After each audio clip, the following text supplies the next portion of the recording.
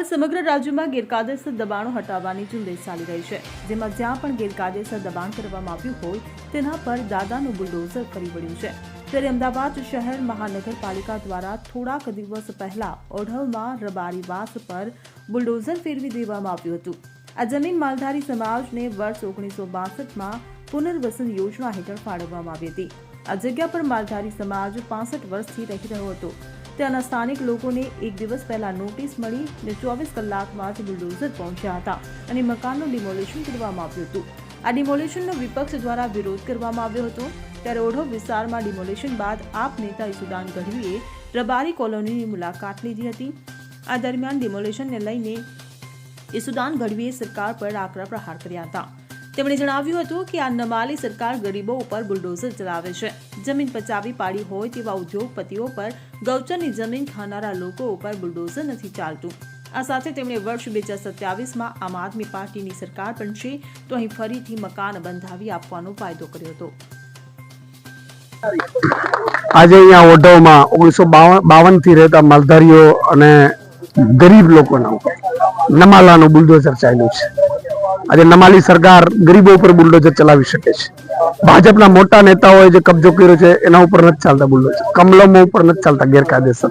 કેટલાય ઉદ્યોગપતિઓ જમીનો પચાવી પાડી છે એના ઉપર બુલડોઝર નથી ચાલતા। 5 કરોડ ચોરસ મીટર જમીન ગૌચરની ખાઈ ગયા છે એના ઉપર બુલડોઝર નથી ચાલતા। નમાલાઓનો બુલડોઝર એ ગરીબો ઉપર ચાલે છે। આજે જ્યારે હું આવ્યો 1952 થી અહીંયા રહી રહ્યા છે, મુંબઈ રાજ્ય વખતથી રહી રહ્યા છે। ખરેખર તો એને કાયદેસર દસ્તાવેજ બનવા જોઈતા હતા।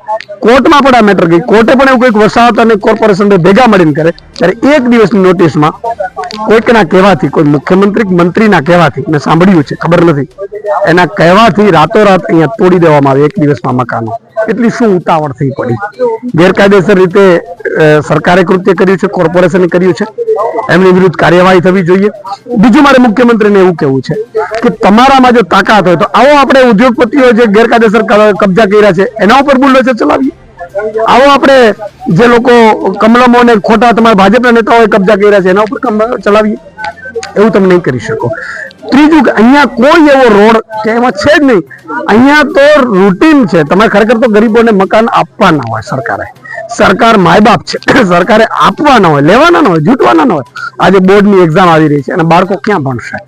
અત્યારે ઝૂંપડો નથી રહેવા દીધો। હવે બાળકોની શિક્ષણનું શું થઈ શકે? કોઈની વેદના તો સાંભળો। કોઈનું ઘરનું ઘર બનાવવાનું સપનું હોય, તમે ઘરનું ઘર તોડી રહ્યા છો। આ દાદાના બુલડોઝર નથી, આ નમાલાઓના બુલડોઝર છે। અને ચોથી વસ્તુ મારે માલધારી સમાજને કેવી છે, આખા ગુજરાતને કેવી છે કે આજ અમારા ઉપર પડી છે, કાલ તમારા ઉપર પડશે। આ ભાજપ છે, ઉદ્યોગપતિઓની છે।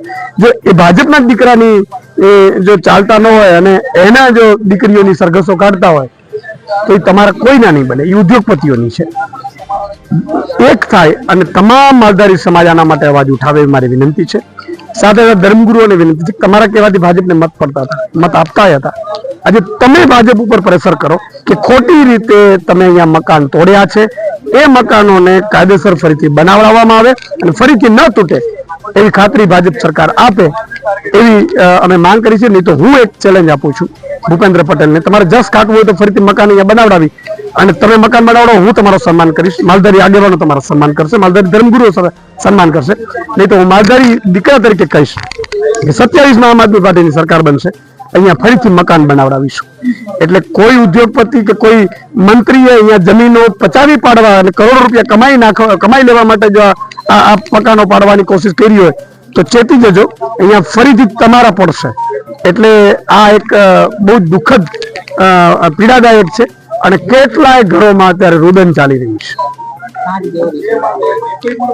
Bureau report CN24 news. હવે જુઓ દેશ દુનિયાની તમામ ખબરો તમારી આંગળીના ટેરવે। ઉઠાવો મોબાઈલ અને Google Play Store પરથી ડાઉનલોડ કરો અમારી CN24 ન્યૂઝ મોબાઈલ એપ।